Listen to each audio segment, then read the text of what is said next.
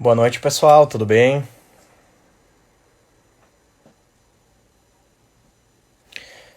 esperar o pessoal entrar aqui. Boa noite. Vou dar uns 5 minutinhos aqui pro pessoal ir entrando na live.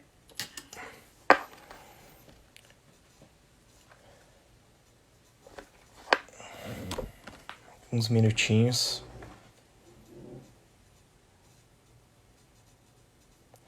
Pessoal, hoje vai ser um papo muito legal com a Mariana Barros, sobre inteligência cultural, interculturalidade.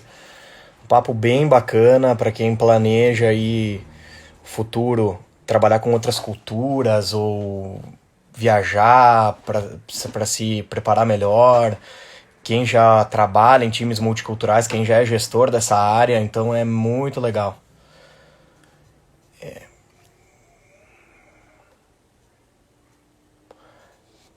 Vou chamar a Mariana aqui para a gente começar, então.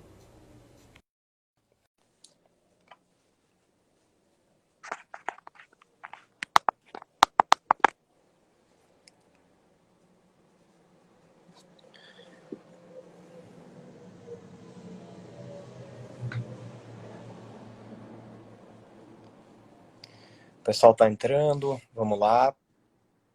Já estamos quase começando o papo de hoje, inteligência cultural.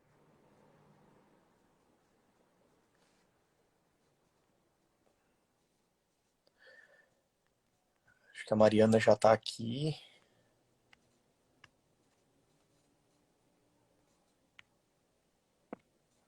Vamos ver. Vou chamar ela para a live aqui.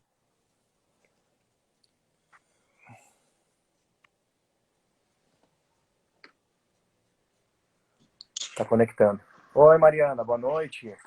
Olá, Gustavo, tudo bem?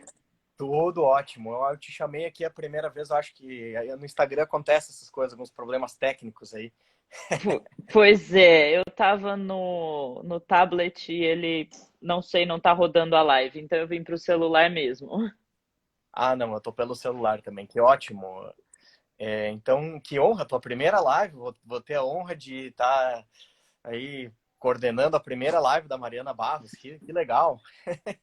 Pois é, muito obrigada pelo convite, um prazer enorme. A gente que agradece muito a tua presença e com todo esse conhecimento de interculturalidade, toda essa bagagem de ter vivido em vários países, Tailândia, alguns bem pitorescos aí para algum pessoal que está nos ouvindo aí. A gente está bastante curioso para escutar o que tu tem para nos dizer, Mariana. Então, queria que tu falasse um pouco mais aí sobre o teu background para a audiência, um pouco de o que é interculturalidade, para o pessoal entender o tema e a gente vai batendo um papo bem bacana aí durante a live.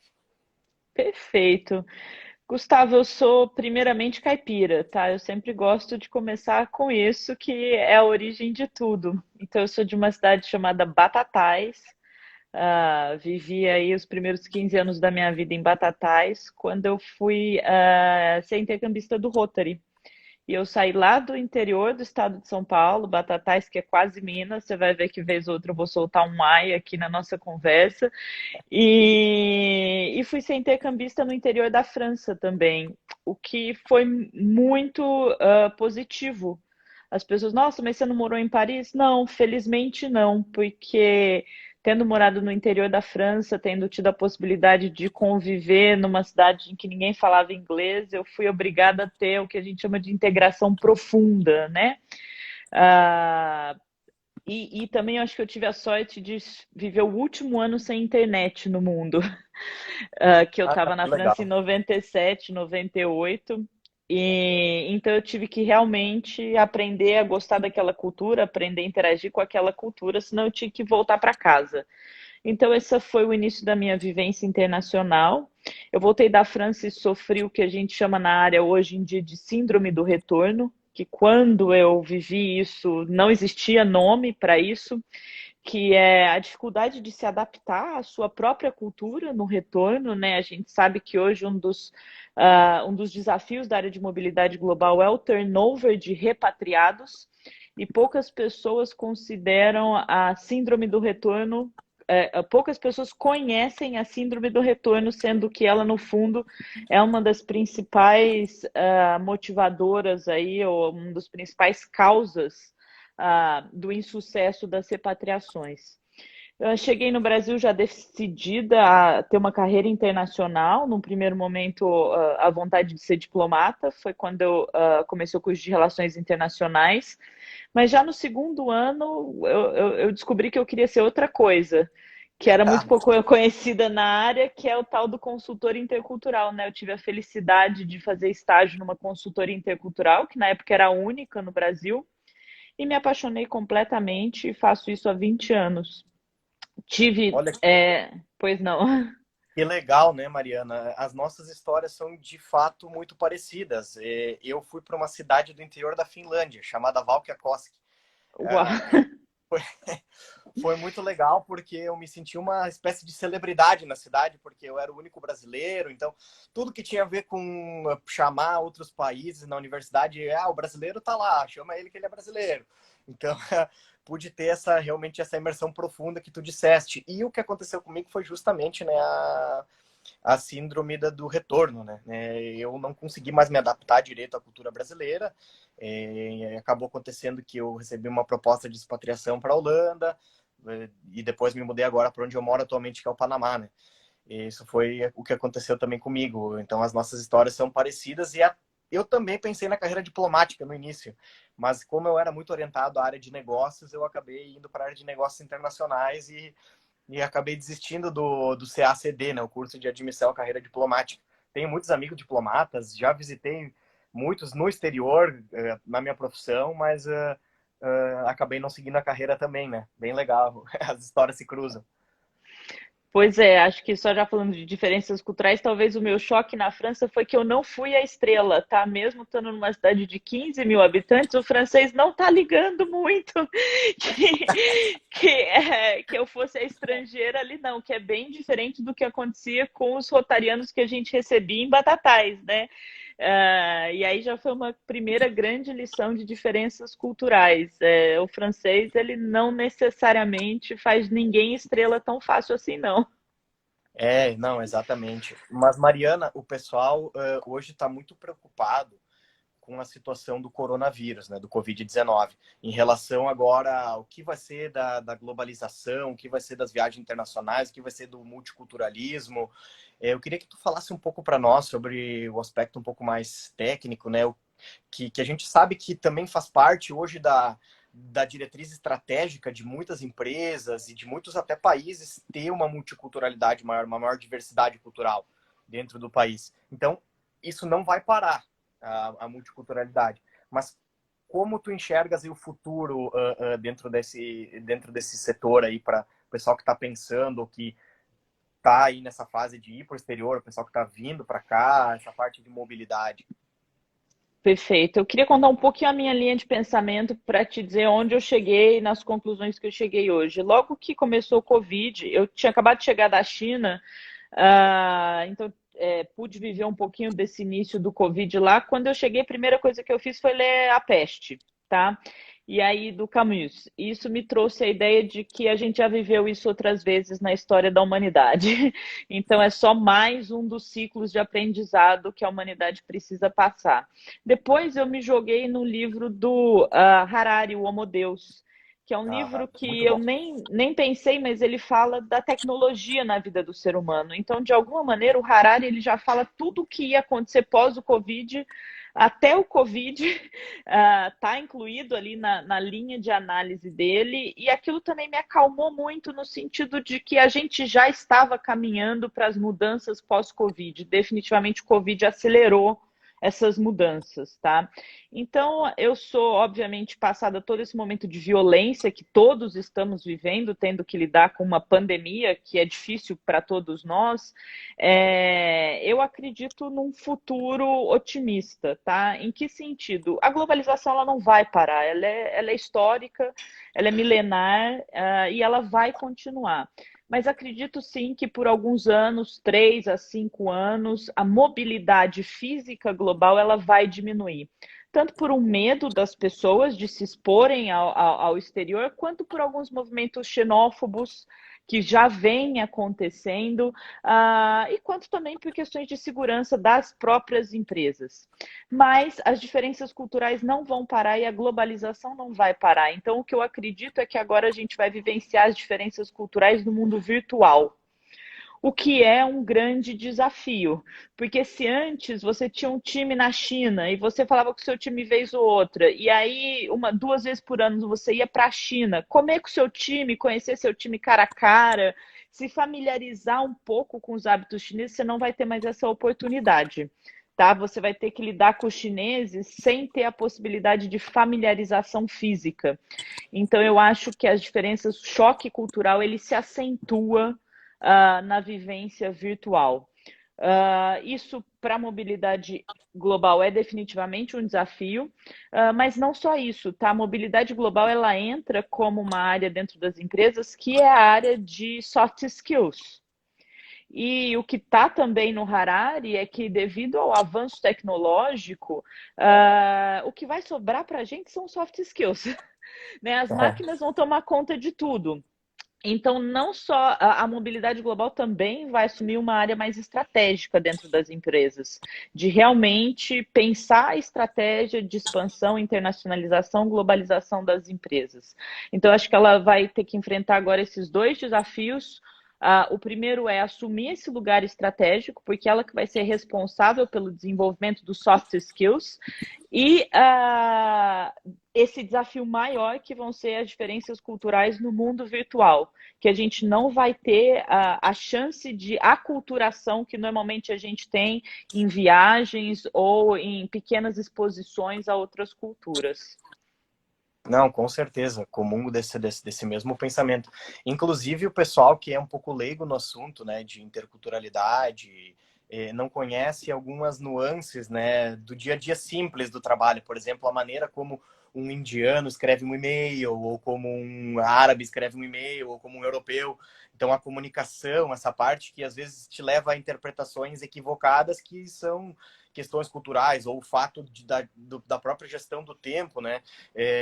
Por exemplo, no meu caso, quando eu comecei a trabalhar mais com a América Latina, eu estava há cerca de 3 anos trabalhando mais com a Europa. Então, estava acostumado com uma agilidade muito grande, uma produtividade muito maior e uma gestão do tempo muito mais, digamos assim, eficiente dentro do trabalho, né? Aquelas 8 horas são para trabalhar, almoça rápido, vai lá, trabalha, enquanto na América Latina a parte de responder e-mails já se dá um tempo maior. Então a pessoa termina a tarefa para depois te responder. Ela não responde, estou fazendo aquilo. Já, quando estiver pronto, ele responde. Não, primeiro ela faz tudo, que pode demorar 1 ou 2 dias, daí ela te responde. Então essas coisas, assim, às vezes levam as pessoas a ter uma interpretação errada do outro lado, né? Sendo que é um aspecto realmente cultural do país ali, da cultura nacional daquela pessoa, né? Gustavo, eu acho que um princípio, a gente chama de premissa básica do interculturalismo, é que culturas são diferentes, não melhores ou piores. Tá? Qualquer pessoa que Exatamente. entre no mundo global com qualquer outra ideia vai sofrer um baque, tá?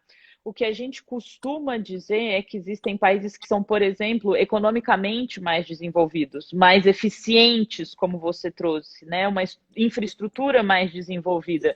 Mas, curiosamente, esses países tendem a ser menos desenvolvidos no que tange a relacionamento, a afeto, que são valores para esses outros países que você trouxe, como talvez menos desenvolvidos, menos eficientes, com conceitos de tempo mais flexíveis, tá? Então, algo que a gente aprendeu com a experiência na área é que a conta não fecha. Não existe nenhum lugar que supra todas as nossas necessidades como seres humanos. Tá? Por isso que quando a gente está trabalhando com americanos e com europeus, eficiência é algo que a gente aprende rapidamente, controle do tempo. E quando a gente está trabalhando com latino-americano, com chinês, com indiano, a gente desenvolve skills de relacionamento, a gente desenvolve skills de inteligência emocional, skills de afetividade, né? Todos os estrangeiros que eu atendo, assim, 99% os que gostam e os que não gostam do Brasil são unânimes em dizer que eles aprendem no Brasil o afeto e a reinvenção do amor. isso não é pouca coisa que uma É massa, cultura que pode legal. ensinar para outras culturas, tá? Então eu acho que é isso. Não existe melhor ou pior, existem perfis e existem objetivos, né? Dependendo do seu objetivo, talvez você possa se integrar melhor ou pior em determinadas culturas. E já que a gente está falando de Brasil, então, Mariana, e a cultura brasileira? A gente tem bastante desafios, algumas curiosidades também da mentalidade cultural brasileira. O Brasil está realmente agora falando um pouco mais também na parte de negócios e a nossa infraestrutura e tudo. A gente está virando um país mais globalizado. A gente tem cada vez mais imigrantes, cada vez mais estrangeiros, cada vez mais multinacionais se instalando no Brasil. E quais são, então, os desafios e curiosidades da nossa cultura para o pessoal entender um pouco também da cultura do brasileiro? Perfeito, Gustavo. Eu acho que o primeiro desafio é que, por mais que a gente esteja no caminho da internacionalização, ela ainda é muito pequena para a gente, tá? A gente não gosta muito de ter essa percepção, mas o Brasil ele ainda não é um global player. Dados estatísticos, quando você pega lá a lista do Banco Mundial, dos países mais desafiadores para se fazer negócio, dentre as 10 maiores economias do mundo, o Brasil é a única que está abaixo da linha do 100. Em termos de imigração, né, se você pega, você pensa que a mão de obra imigrante nos Estados Unidos gira em torno de 11% da população, na Alemanha 14%, na França 6%, no Brasil ela não chega a 0,3%. Muito bom. Então, existe um certo mito da globalização do Brasil. Não que isso seja necessariamente ruim, tá? É também exótico a gente fazer parte desse lugar, dessa ilha que ainda se encontra um pouco deslocada do mundo, ainda que de economia tão pujante e de cultura tão forte. Esse é o primeiro mito. E muitas vezes a gente pensa na internacionalização do Brasil e subestima o nosso papel internacional, que ainda é muito pequeno. Acho que um segundo mito sobre internacionalização do Brasil é que a gente é muito legal para turista, tá? Nas estatísticas de turismo, os turistas amam o Brasil, mas quando a gente vai falar, por exemplo, de expatriados, o Brasil ele é muito mal ranqueado na lista de países favoritos, na opinião dos expatriados. Não só dos expatriados, mas também das empresas. O nosso país ele ainda é um grande desafio para quem quer viver aqui ou para quem quer internacionalizar negócios aqui, sendo a principal razão a burocracia. Né? Os americanos vão chamar da unsurmountable bureaucracy do Brasil. Então, tem esse mito também de que sejamos um povo hospitaleiro. A gente é para turista, para quem tem que educar filho aqui, quem tem que viver aqui, quem tem que pagar imposto aqui, quem tem que mandar dinheiro para fora daqui, o Brasil se torna altamente desafiador. E acho que um terceiro mito é o mito de que o Brasil é o país da imigração. A gente raramente para refletir que a imigração mesmo, igual a gente gosta de falar, né, italianos, europeus, japoneses, chegou a partir de 1850 no Brasil. De 1500 a 1850, a gente só teve uma imigração que é africana. Então, o Brasil não é um país de imigrante. A gente teve alguns fluxos migratórios importantes, o dos italianos, 10 milhões, o dos japoneses, mas desde há muitos anos a gente já não recebe mais imigrantes no É Brasil. verdade. Aqui eu sou de uma região do Rio Grande do Sul que é de imigração alemã. Inclusive, faz tanto tempo que a gente aqui não tem mais o direito de receber a cidadania alemã, pois na Alemanha tem uma regra que se o antepassado veio antes de 1910, ele tem que ter ido fazer a matrícula consular de 10 em 10 anos no consulado.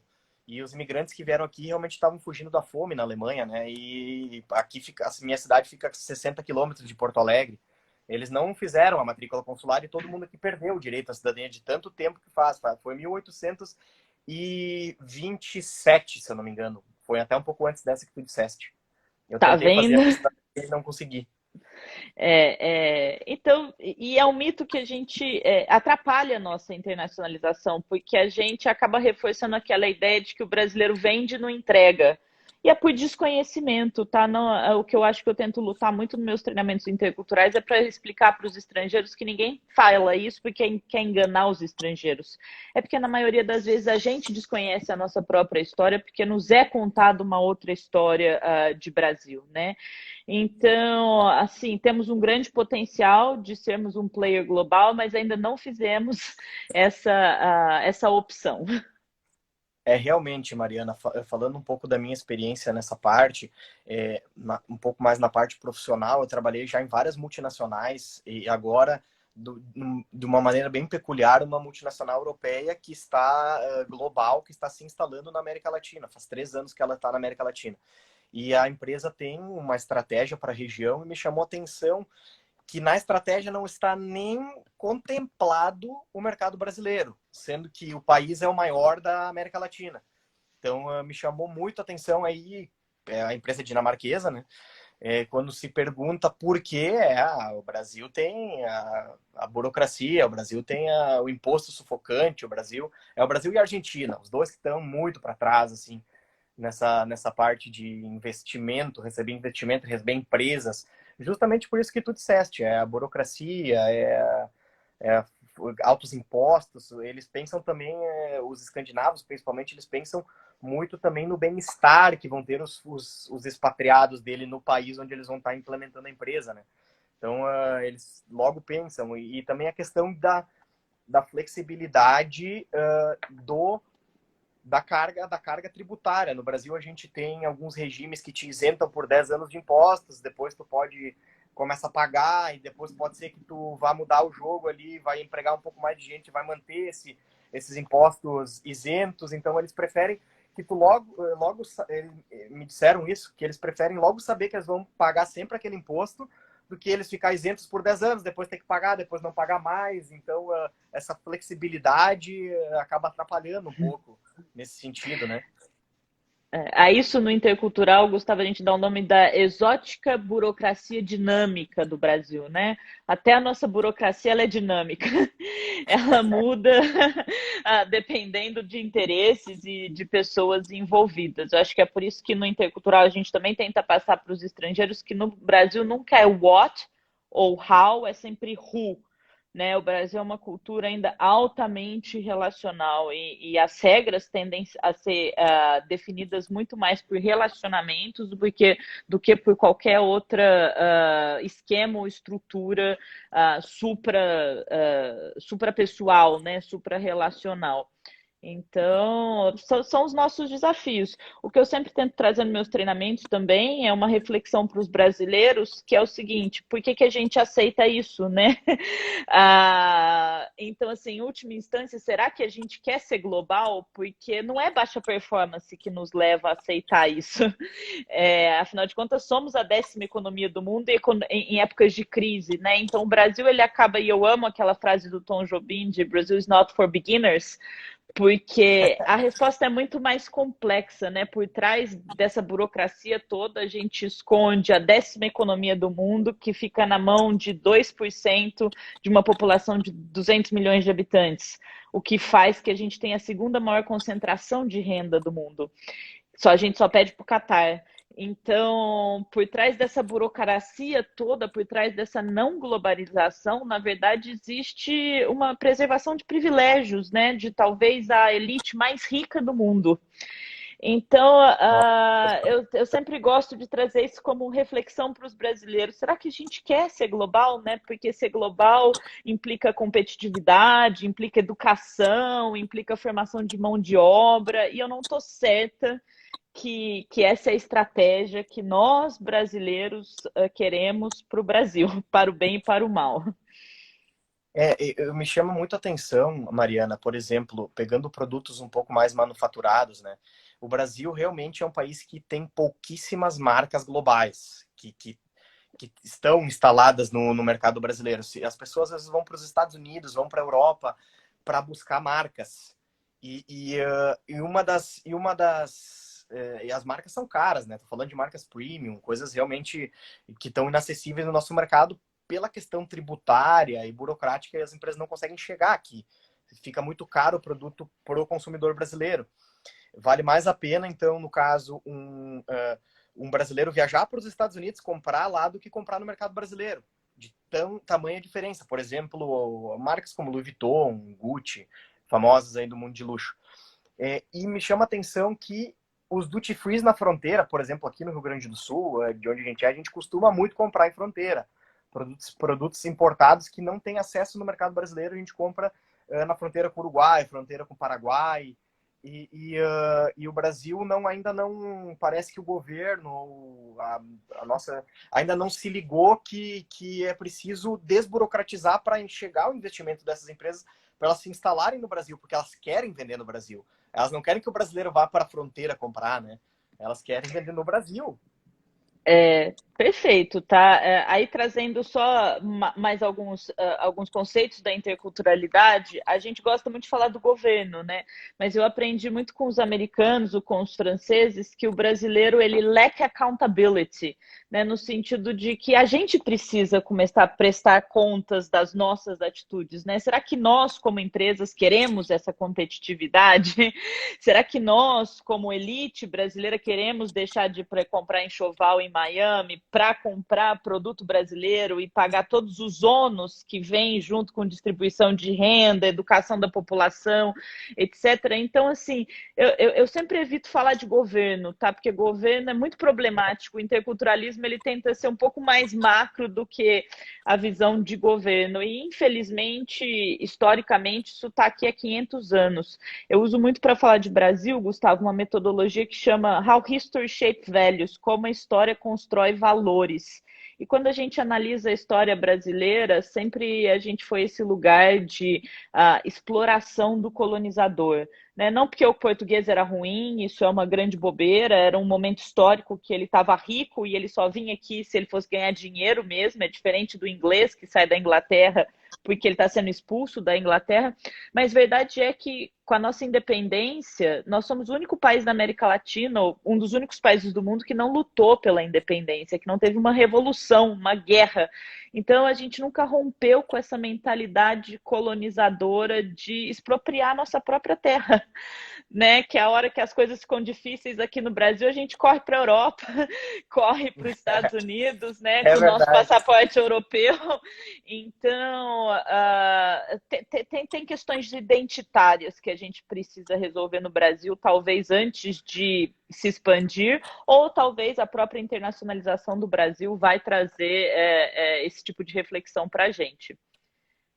É muito legal, Mariana, assim, essa abordagem que tu estás trazendo, porque eu tenho certeza que muita gente não chega nem a esse nível de profundidade, nem a esse espectro de reflexão em relação o porquê de nós termos esses problemas, né, que a gente tem e quais são os nossos desafios enquanto cultura brasileira, né, para conseguirmos aí melhorar a nossa situação enquanto indivíduos dentro do Brasil. Mas a gente tem um outro fator que está muito pungente agora no cenário mundial, que é a inteligência cultural. Saiu, inclusive, no relatório da Forbes, no último relatório da Forbes, as habilidades da nova Revolução 4.0. E dentro das 10 habilidades estava lá a inteligência cultural. E o brasileiro, eu estou vendo os comentários aqui, o pessoal coloca, né, as universidades nem sequer falam desse tema. Assim, falando pela minha experiência, eu não sou formado em relações internacionais, sou formado em administração e negócios internacionais. Eu passei a universidade inteira sem ouvir falar do que era realmente interculturalidade ou muito superficialmente o modelo das dimensões do professor Gert Hofstede. Fui aprender quando realmente fui morar na Holanda, onde é o berço lá, onde conheci até o próprio professor Hofstede. Morei na Finlândia, onde também é um instituto lá, o Hofstede Insights. Mas no Brasil, algumas pessoas comentaram, isso é muito embrionário ainda, esses estudos estão iniciando, né? Então, eu queria que tu explicasse para o pessoal em casa o que é inteligência cultural, a origem, o conceito, para eles entenderem do que a gente está falando aqui também. Perfeito, vamos lá, por partes, tá, Gustavo? Primeiro, eu acho que a não existência da interculturalidade no Brasil é mais uma prova da nossa não globalização, tá? Do Brasil como um não global player, porque a gente ainda não teve necessidade de olhar para isso. Só para te dizer, eu sou das relações internacionais, mas eu nunca ouvi falar de interculturalidade nas relações internacionais. Soube há pouco tempo que algumas pouquíssimas faculdades de relações internacionais no Brasil tratam interculturalidade. Mas tem uma pessoa que trabalha comigo, a Adriene, eu acho que ela está até assistindo a gente, ela é formada em relações interculturais, ela tem o mestrado dela em relações interculturais, isso nos Estados Unidos. Então, Europa, Ásia e Estados Unidos, eles já têm até graduação, mestrado e doutoramento na área que se chama Na área. Relações Interculturais, tá? E o Brasil não tem nenhuma disciplina na universidade. Nada. Pouquíssimas universidades, alguns MBAs trabalham um pouco a ideia de interculturalidade. Interculturalidade, cada vez mais a gente vem substituindo pela ideia de inteligência cultural. Tá? São a mesma coisa. O que é inteligência cultural? É a sua capacidade de gerenciar diferenças culturais. Parece simples, né? Mas É uma maravilha.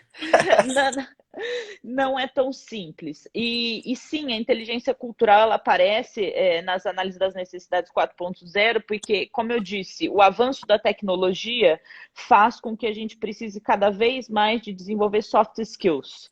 E o avanço de tecnologia no mundo globalizado, esses soft skills, eles têm que estar voltados para as diferenças culturais, porque a globalização não vai andar para trás. Então, os times dentro das empresas vão ser cada vez mais multiculturais. A gente vai estar cada vez mais exposto virtualmente ou presencialmente a diferenças culturais.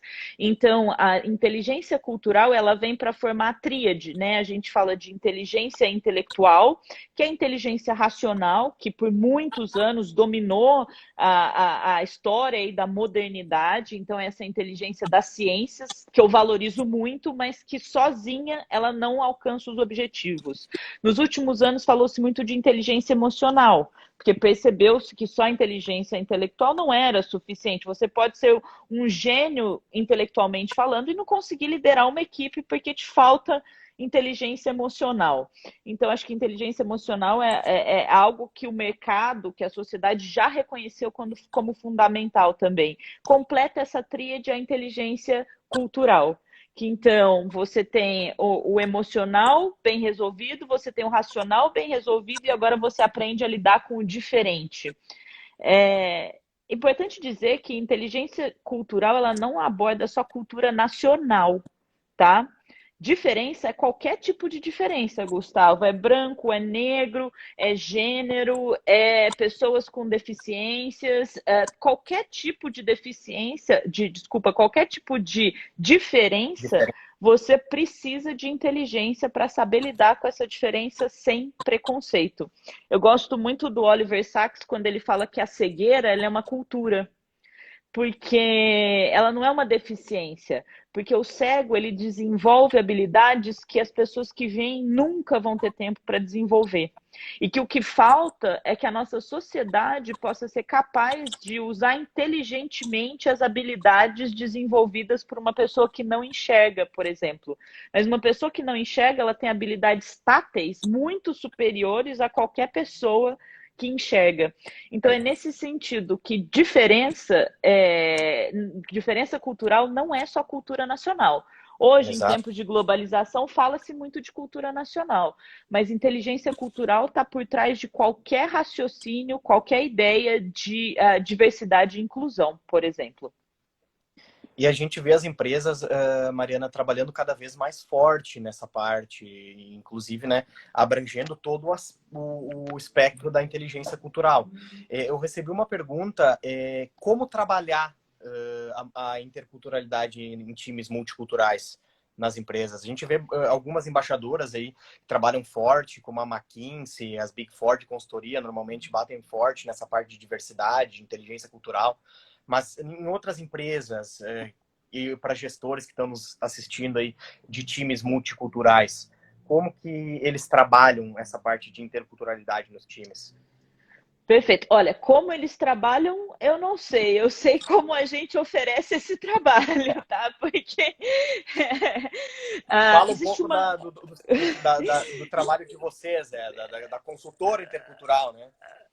Existe uma linha, tá? Que não é só minha, ela é utilizada pelas grandes consultorias interculturais que O princípio é o que a gente chama de culture self-awareness, é o autoconhecimento cultural. Então, qual é o seu padrão cultural? Tá? Seja ele qual é o seu padrão de mentalidade brasileira, que passa um pouco por tudo isso que a gente conversou antes, ou qual é o seu padrão de preconceitos, né? O que você aceita, o que você não aceita, o que você nem sabe que não aceita. Então, o primeiro passo para desenvolvimento de inteligência cultural é autoconhecimento cultural. O segundo passo de desenvolvimento de inteligência cultural é você realmente poder conhecer o outro. Tá? Então, é você conhecer outras culturas, conhecer outros mindsets, outras mentalidades. Como que se conhece outras mentalidades? Se expondo a outras mentalidades. Né? Então, suponhamos que você quer conhecer a cultura holandesa, vá assistir filmes sobre Holanda, leia sobre Holanda, aprenda um pouco de holandês. Então, você precisa realmente se aprofundar, experiencia a Holanda, coma comida holandesa, o que às vezes pode ser até um pouco difícil de dizer, brincadeiras à parte. Não tem Mas muitos pratos, não. exatamente. Mas tem sanduíches maravilhosos. É verdade. Da mesma maneira que se exponha a uma pessoa que não tem a sua mesma orientação sexual, se exponha a uma pessoa que não tem a sua mesma cor de pele.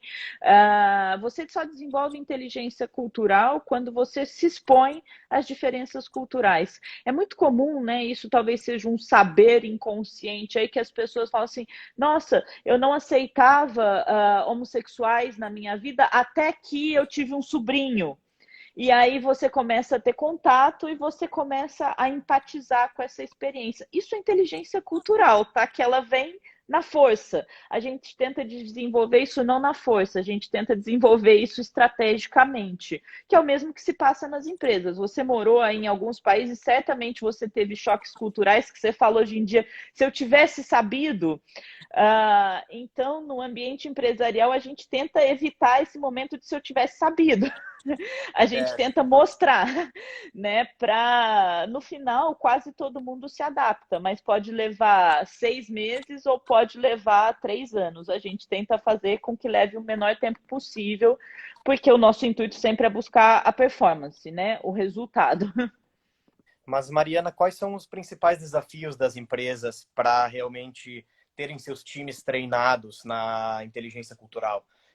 Falando assim, vamos falar um pouco também dos tamanhos de empresa, né? Vamos falar de médias e grandes empresas.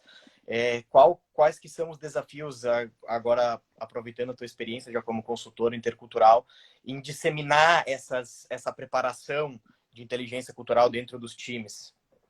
Eu acho que o primeiro desafio é valorizar esse assunto. Né? A gente divide os conhecimentos dentro das empresas em hard sciences e soft sciences, e em geral as soft sciences ficam sempre para um segundo plano. Na cultura brasileira isso é gritante, né? Nunca há tempo para treinamento. Ou o que acontece muito nas empresas que eu vou é que o top-down, o down todo vai para o treinamento e o top não vai. E aí a gente já sabe que isso nunca mudará, gerará mudanças organizacionais. Então, acho que o primeiro desafio é as pessoas se conscientizarem que existe isso a ser desenvolvido. Infelizmente, a grande maioria dos meus clientes só me chamam quando a casa já está pegando fogo, o que fica muito mais complicado de Isso é bem brasileiro. resolver. Então, nessa área não é só o Brasil, É viu? outra coisa. As pessoas subestimam muito as consequências dos choques culturais e subestimam isso porque todos nós temos uma mentalidade colonizadora, né, Gustavo? A gente acha que a gente sempre vai fazer o outro se comportar da maneira que a gente se comporta e que isso é melhor. Então acho que o primeiro desafio é conscientização. Depois, o segundo desafio é dedicar tempo mesmo para isso, né? Cada vez mais as pessoas, não, você faz treinamento intercultural? Faço. Quanto tempo? Eu falo, olha, o mínimo de 8 horas. Não, eu tenho uma para você. Aí eu falo assim, olha, então você está me pedindo para fazer um stand-up comedy em que a gente fale de cultura.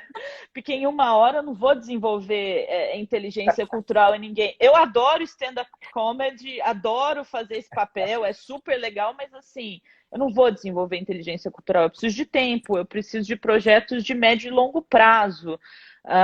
Então eu acho que falta as empresas realmente valorizarem isso.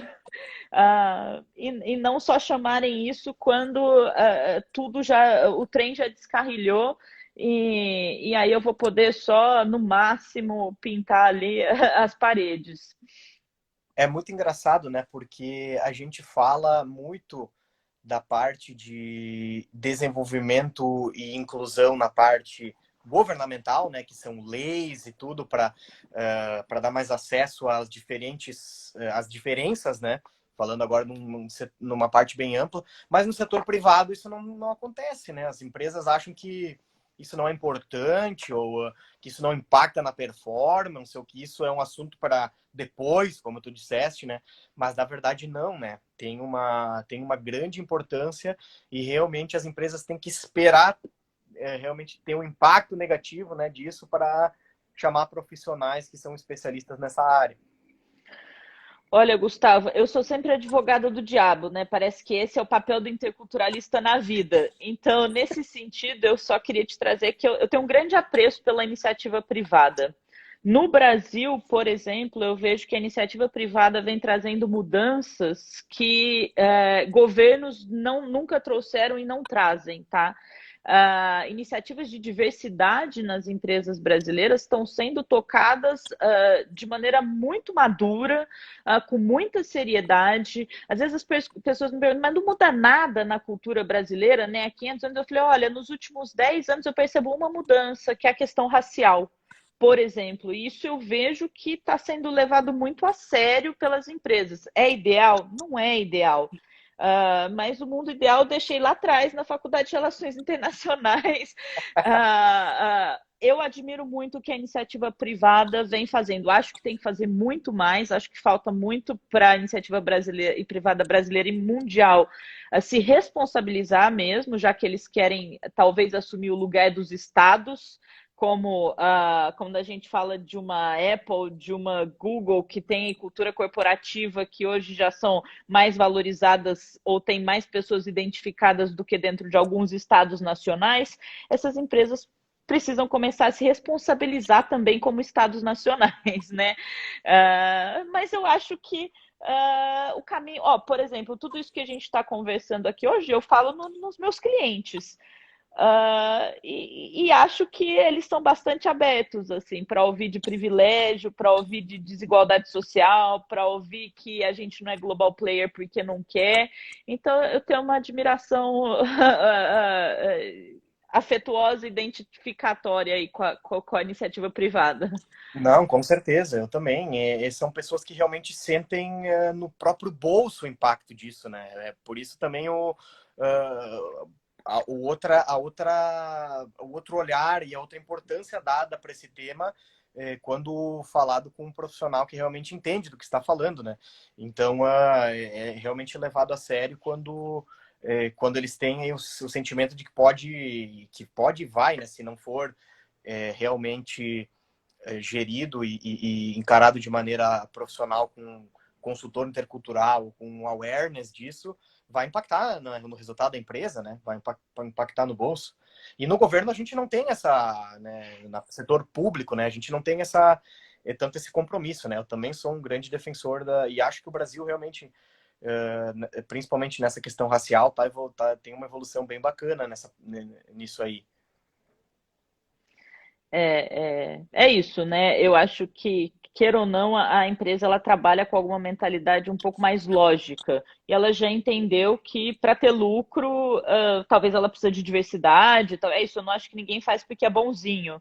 Mas existe uma lógica por trás disso que talvez movimente as coisas de maneira mais rápida do que a iniciativa pública. Outra questão, surgiu uma pergunta bem interessante da Helena. A gente vê a questão da interculturalidade, né? Ela ser tratada, parece que as pessoas não sabem o que é, né? Elas tratam, como tu disseste, só na parte de cultura nacional. Quando eu estou falando de interculturalidade, a pessoa pensa, vou aprender como eu trabalho com chinês, com americano, com europeu. Por que será que a questão da diversidade, né, da parte das pessoas com deficiência, a parte étnica, a parte de orientação sexual, não entram dentro desse termo, né, interculturalidade? Por que as empresas não, por que que as pessoas não entendem, né? Por que que ainda não foi, esse conceito não foi muito bem definido? O porquê exatamente, eu não sei explicar. O que eu posso dizer é que se você Google interculturalidade em português, você vai achar mais do que tudo questões de interculturalidade com os indígenas. Tá? Então, a interculturalidade no Brasil, por exemplo, ela nasce muito mais com trabalhos acadêmicos sobre os indígenas do que sobre culturas nacionais. Percebo que o mercado europeu ele se desenvolve primeiro em interculturalidade e depois em diversidade e inclusão.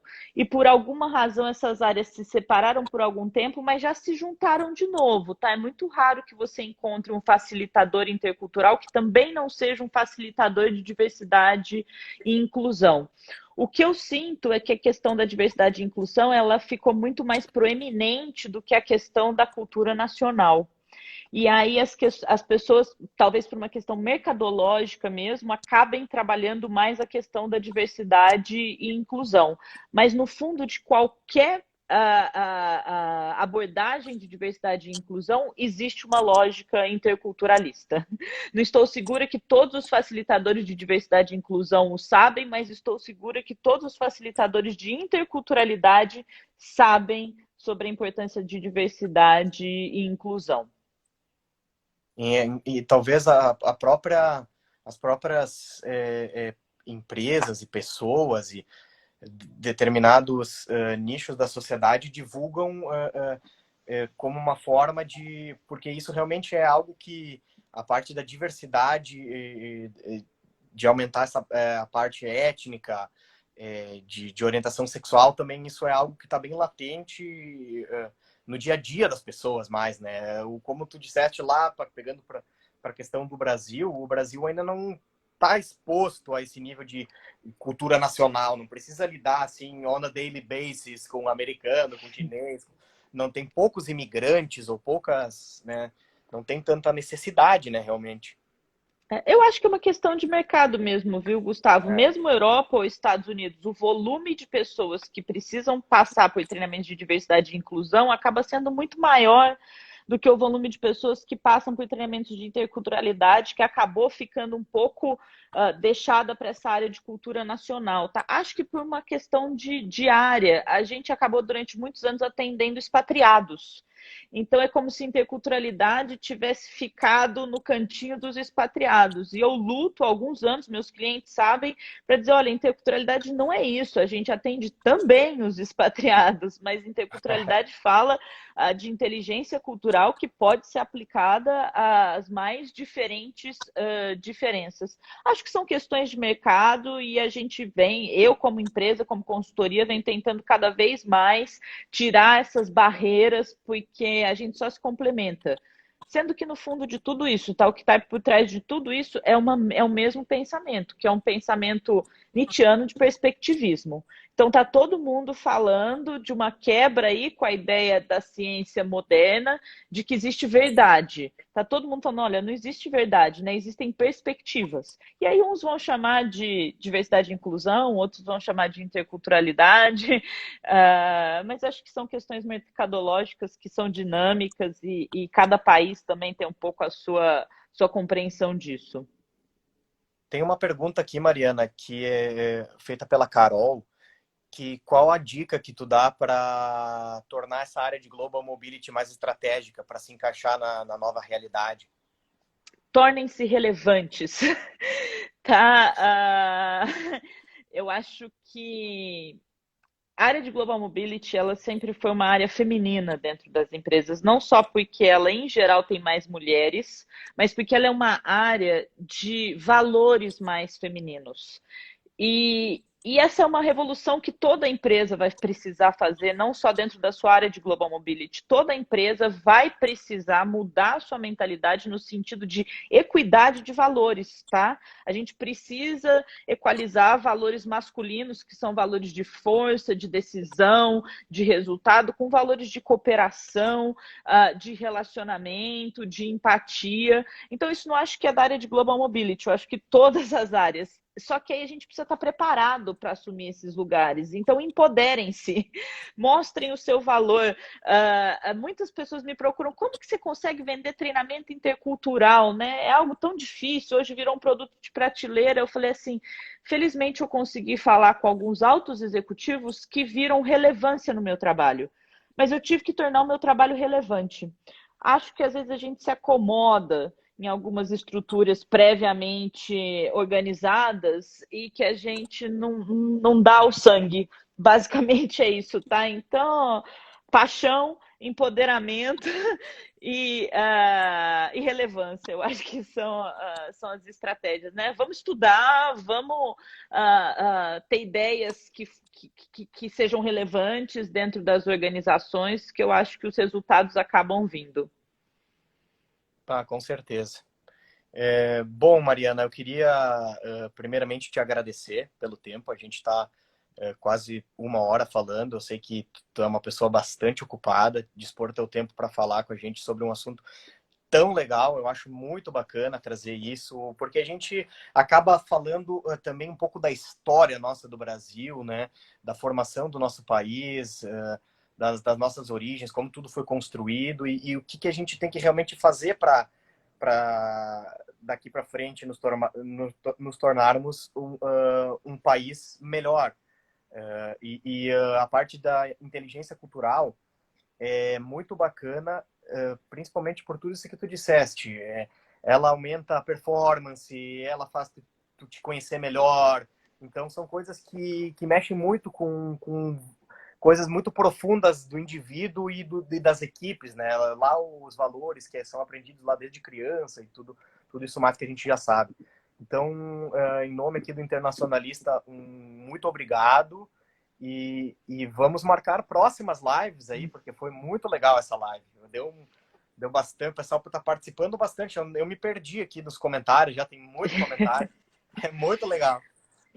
Gustavo, eu que te agradeço o convite, a oportunidade, você ter me motivado aí a sair da minha zona de conforto e finalmente ter coragem de fazer uma live. Fico à disposição, sou uma grande apaixonada pelo tema, quero divulgar isso o mais que possível.